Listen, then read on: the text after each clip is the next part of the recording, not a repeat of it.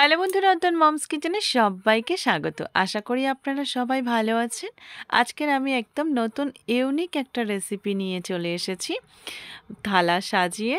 তো আজকের আমি আর উনানে যাব না, এখানেই থালাতেই রান্নাটা রেডি করে নেব। চলুন দেখা যাক। ভাবছেন কী রেসিপি? আজকে রেসিপিটা দেখুন।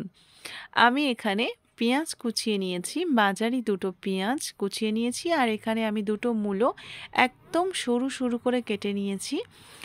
আর আপনারা চাইলে গ্রেট করেও নিতে পারেন, গ্রেট করলে অনেকটা সরু হয়ে যায়, তাই আমি কুচিয়ে নিয়েছি। আর লাগছে সর্ষের তেল, লবণ, লঙ্কা, রসুন কয়েকটা ভাজা, আর মাছ ভাজা। আমি এখানে কাতলা মাছ ভাজা নিয়েছি। আপনারা চাইলে এখানে শোল মাছ ইউজ করতে পারেন, রুই মাছ ইউজ করতে পারেন। যারা লাইলেন্টিকা খেতে ভালোবাসেন তারাও লাইলেন্টিকাও ইউজ করতে পারেন, ভালো লাগবে। আর আমি এখানে কাঁটাগুলো ছাড়িয়ে নেব। আর এর মধ্যে মাছের মধ্যে আমি কাঁটা আর মাছের তেল তেল ঠিক না, এখানে ছাল আছে, তো মাছের ছালটা আমি আলাদা করে নেব। আপনারা কাঁটা বাছার ভয়ে অনেকে মানে গাদা খেতে চান না, তো আপনারা এখানে পেটি ব্যবহার করতে পারেন, কিন্তু পেটির তেল থাকে যেহেতু, সেই জন্য আমি গাদা ব্যবহার করলাম। ছালটা এক সাইড করে নিয়েছি, কাঁটাগুলো ফেলে দিয়েছি, আমার ছাড়ানো হয়ে গেছে। এবার আমি চলে আসি রান্নার মূল পর্বে। তো বন্ধুরা, আমি এখানে লঙ্কাটা মাখিয়ে নেব, আর একটু ভেঙে নিলাম লবণ দিয়ে। আমি এটাকে হাতের সাহায্যে মাখিয়ে নেব। দেখছেন তো? অবশ্যই দেখতে থাকুন, আর ভিডিওটা স্কিপ না করে কিন্তু দেখুন আমি কিভাবে রান্নাটা করছি হাতের সাহায্যে। আপনারা এখানে আমার মনে হয় অনেকেই খেয়েছেন, তো আজকের আমি অন্যরকমভাবে বানানোর চেষ্টা করছি। তো দেখুন বন্ধুরা, আমি একটু তেল দিয়ে দিলাম। আর হ্যাঁ, যদি আপনারা কালার চান অবশ্যই একটু জল দিয়ে মাখাবেন তেল দেওয়ার আগে, কালারটা দারুণ আসে। আমি এখানে রসুনগুলো হাতের সাহায্যে চেপে চেপে মাখিয়ে নিচ্ছি।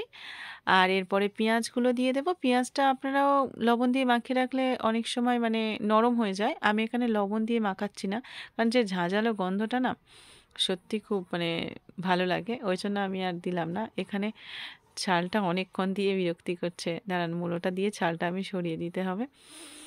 তো আমি ছালটা সরিয়ে দিই।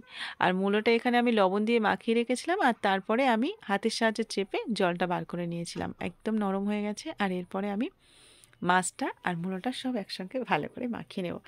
আর লাস্টে একটু সর্ষের তেল দিয়ে দেবো। বন্ধুরা, ভিডিওটা ভালো লাগলে অবশ্যই একটা লাইক, আর অবশ্যই কিন্তু সাবস্ক্রাইব করবেন যারা আমার চ্যানেলের নতুন বন্ধু হচ্ছেন। আর পাশে থাকা বেল আইকনটি অবশ্যই ক্লিক করে রাখবেন, যাতে নতুন কোনো ভিডিও আপলোড দিলে সবার আগে নোটিফিকেশান আপনার কাছে যায়। আর যারা একদম মূলো খান না, খেতে ভালোবাসেন না, তাদের জন্য বলবো মূলোটা খান, অবশ্যই খান, কম বেশি একটু খান। যাদের কোষ্ঠকাঠিন্য আছে, গ্যাসের সমস্যা আছে, আমি গল্প করতে করতে একটু সর্ষের তেল দিয়ে দিই। আমার প্রায় রেডি হয়ে গেছে, প্রায় কি আমার 90% রেডি হয়ে গেছে, আর একটু মাখিয়ে নেব। তো তাদের জন্য আমি বলবো অবশ্যই মূলো খান। মূলোতে মানে ভিটামিন সি আছে, ফসফরাস আছে, জিঙ্ক আছে। আমি গুগলে সার্চ করে দেখলাম, আপনারা চাইলে সার্চ করে দেখতে পারেন। শীতকালীন যেহেতু সবজি, অবশ্যই সব রকম সবজি খাওয়া আমাদের উচিত।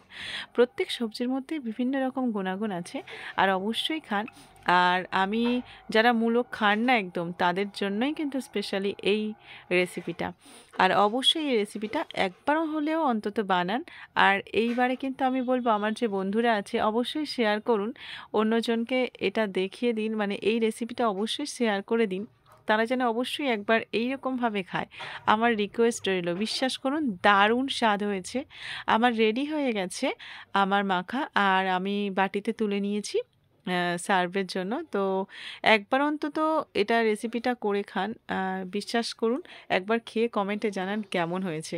তো বন্ধুরা, আজকের এই পর্যন্ত। সবাই ভালো থাকবেন, সুস্থ থাকবেন, আর অবশ্যই রেসিপিটা একবার অন্তত বানিয়ে খান। এটাই আমার রিকোয়েস্ট রইল। বাই বাই বন্ধুরা।